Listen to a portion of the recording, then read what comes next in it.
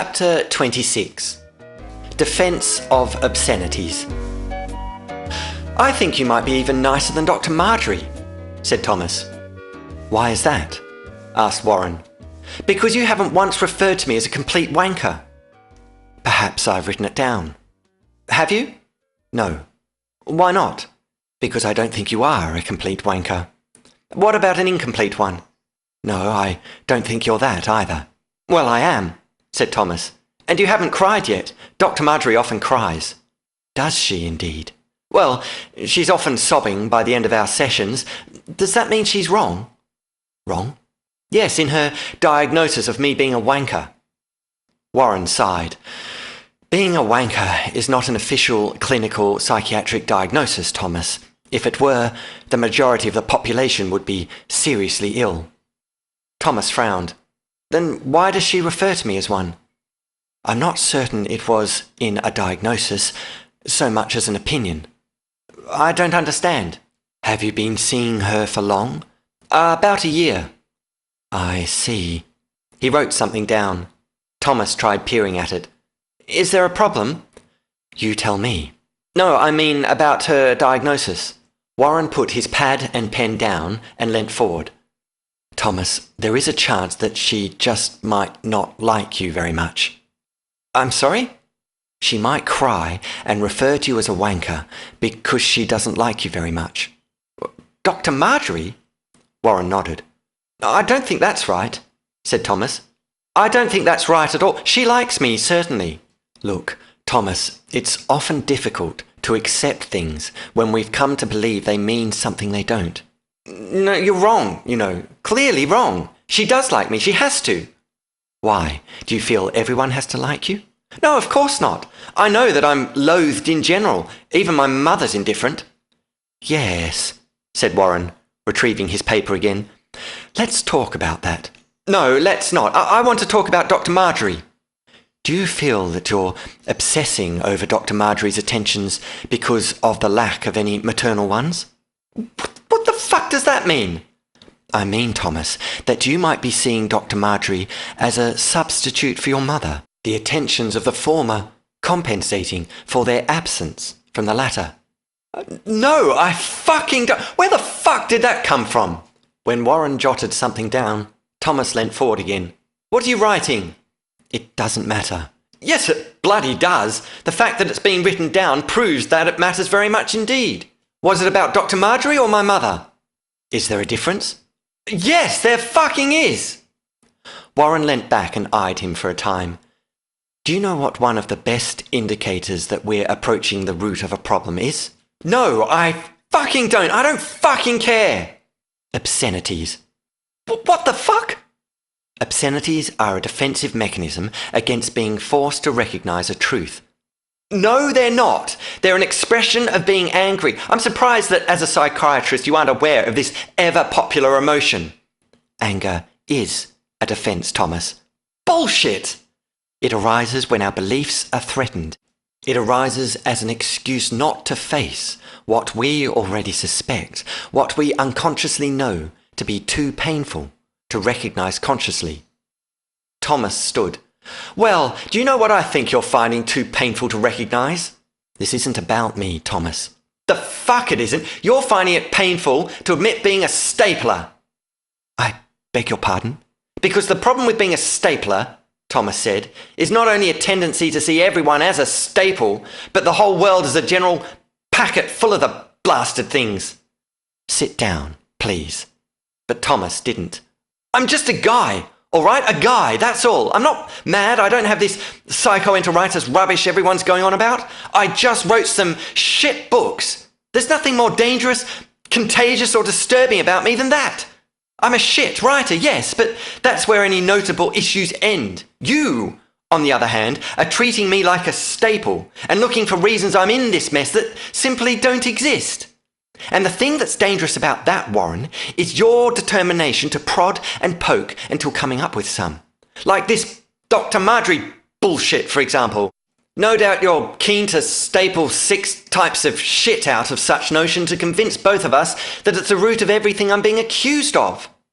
He stopped when realizing Warren had been writing most of this down. Go on, said Warren, pen scribbling. Thomas sank back into his chair. I know what you're trying to do. I'm trying to help you. I mean what you're really trying to do. And what might that be, Thomas? You know that psychoenteritis doesn't exist and that it's made up to discredit me. Discredit you? Don't play innocent with me. I can assure you, Thomas, I'm playing no games with you. Stapler's staple, Warren, and you're a stapler. And what are you, exactly? Thomas thought for a moment. Victimised, he said. Warren raised his eyebrows and wrote again. Perhaps you'd like to explain what you mean. So you can write it down on that stupid pad? Yes. All right, fine, but only if I can subpoena it later. My notes are certainly admissible in court, so you'd be most welcome. All right, I'll tell you. Psychoenteritis is fabricated by the publishing industry as being the reason behind my completely shit books. If I'm diagnosed with it, then they can prove I'm ill and have me imprisoned or quarantined or something under the guise that doing so is best for the reading public. It's the ultimate insurance against me compromising their industry ever again. I see. So you're convinced there's some sort of conspiracy against you, is that right? What do you call all that crap in the media then? Warren shrugged. Opinion? Oh, you just don't get it, do you? On the contrary, Thomas, I think you're the one who doesn't get it. It seems to me that you're in such denial about how clinically dreadful your writing is that you've become denial itself. You're still under the delusion that the industry's response to your writing is over the top, when the simple truth is that your writing's so fundamentally appalling that they're legitimately concerned for their readers. You mean their customers? In your eyes, it's all their fault, not yours. What? That's not true. I know that I'm a dreadful writer. I've admitted it all over the place. Read back over those blasted notes. The only thing I'm denying is my having psychoenteritis. Thomas, the first step in dealing with a problem is admitting that you have one. Oh, for fuck's sake. Tell me, Warren, do you ever listen to your own advice? Do you wake up in the morning, look in the mirror and shout, wow, what a swollen knob end? Warren sighed and lowered his pad. If you had psychoenteritis, Thomas, you wouldn't necessarily realise. It might be like having a very small penis. Until someone laughs at you and points it out, you'd have no indication it's substandard. Well, thank you for sharing that personal anecdote, Warren. Part of my duty of care is to make an objective clinical assessment of your mental state to help determine whether you do have a disorder. For all we know, the main clinical sign of psychoenteritis might be pathological delusion. I'm not deluded! Spoken like a true denier. Jesus, Warren, you're not listening. I know my books are rubbish. I know they're dreadful. So why are you fighting this then? What? Why are you fighting this? This? This court case, the industry, me. Why are you so adamant that you're being hard done by? If the publishing industry says your writing's dreadful and that you're a threat to the public at large, why are you arguing if you agree? Thomas stared at him. Why fight at all? Warren continued. Why put yourself through any of this unless you enjoy being a victim? If you agreed to stop writing, if you plead guilty, you could probably go home and live happily ever after. You think they'd accept that? They won't be happy until I'm crucified. How do you know? Have you asked them? What? Have you asked whether this whole thing would be dropped if you promised never to write again? Well, no. Why not? Thomas tried to find an argument, but there wasn't one available. In the end he said, But I can't. Can't what? Ask them? Or stop writing? Both. Why not? Do you want a normal life again? Well, yes, of course, but... So why are you arguing with them if you fundamentally agree? Thomas stared at him. Because... Because why, Thomas? Because Murchison says... Murchison? My barrister. Warren laughed as he jotted this down. Aha, a reason indeed. But this isn't about your barrister, Thomas, or indeed about anyone other than you. Well, because of the principle then. What principle? The only principle here is that you're a dreadful writer. But it seems to me that being the worst writer in the world is a title you're almost proud of. I'm not proud of it. Then why don't you try and improve? I've already told you. No, you haven't. You've offered excuses as to why you can't. Thomas struggled then. But I can't stop writing. Why not?